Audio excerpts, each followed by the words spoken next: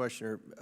I would like to formally request that former NFL player Burgess Owens be waived on the committee today. Without objection. Thank you. Welcome.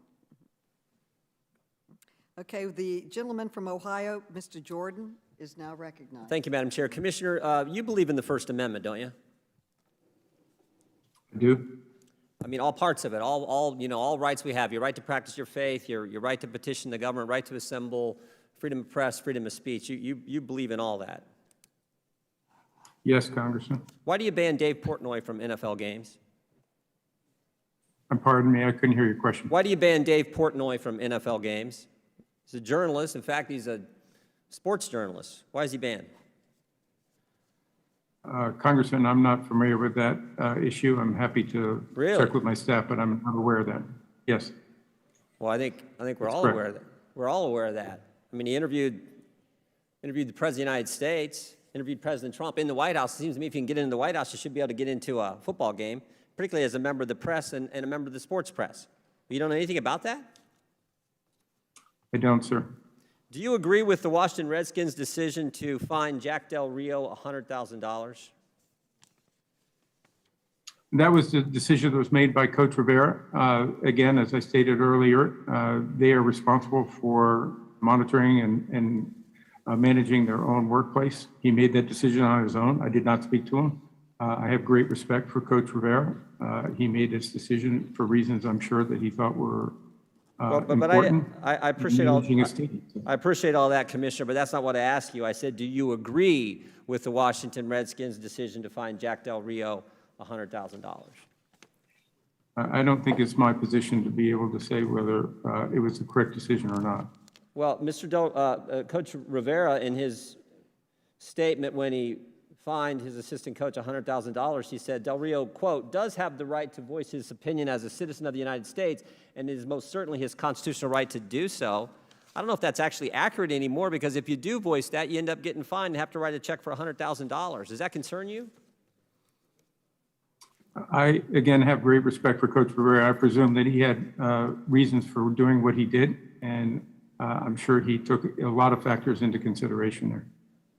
Last year at the start of the season, I'm looking at the New York Times article, a piece from September 5th, 2021. Last year, start of the NFL season, you made this statement. You said, we, the National Football League, encourage all to speak out and peacefully protest.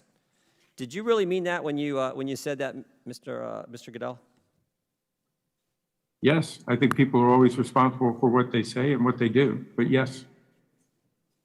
And when you said you encourage all to speak out, you meant all, not just some.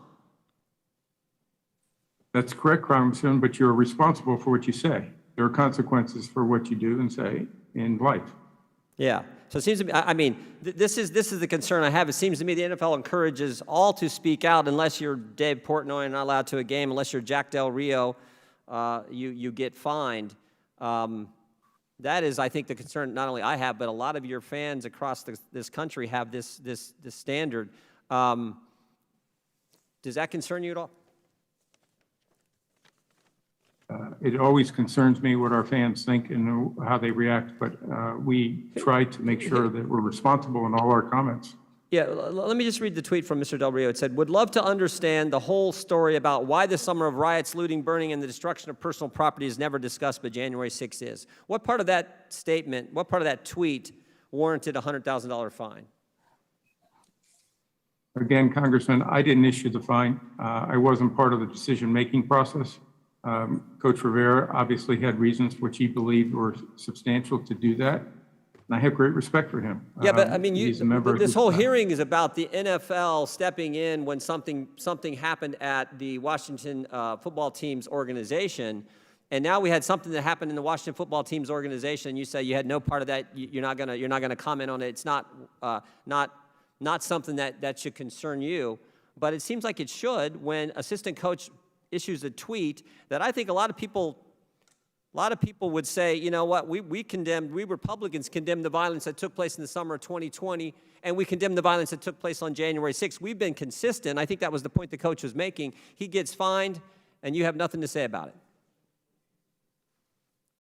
I am not going to interfere with the workplace decisions that a club makes on a matter like that. That is not something that rises to the occasion, such as the subject that we're talking about today, when you have a workplace that is obviously toxic and unacceptable and unprofessional. And That is a no much one different issue for me. no one supports that, but we do support the First Amendment. And I understand this is a private organization, but the chilling impact when speech is curtailed like this and you get fined for a tweet that you put out, I think that is a concern to all of us. That's why I raised it in the committee hearing today. Madam Chair, I yield back. The gentleman's time has expired. He yields back. The gentleman from Virginia, Mr. Conley, is recognized for 5 minutes. Mr. I thank Conley. the chair and thank him for a comment.